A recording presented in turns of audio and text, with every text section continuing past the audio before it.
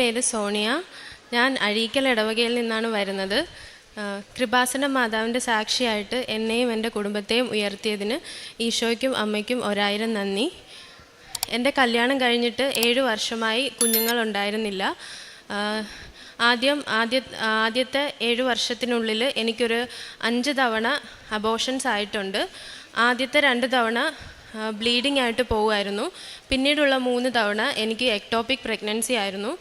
ആദ്യത്തെ ectopic pregnancy ആയപ്പോൾ അത് ലൈവ് ബേബി ആയിരുന്നതുകൊണ്ട് എനിക്കൊരു സർജറി ചെയ്യേണ്ടി വന്നു.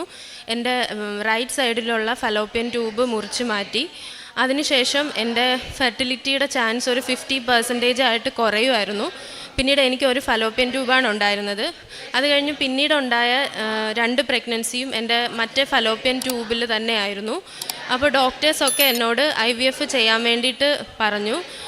ഏജ് കുറവായിരുന്നതുകൊണ്ട് അത് സക്സസ്ഫുൾ ആകാനുള്ള സാധ്യത കൂടുതലാണ്.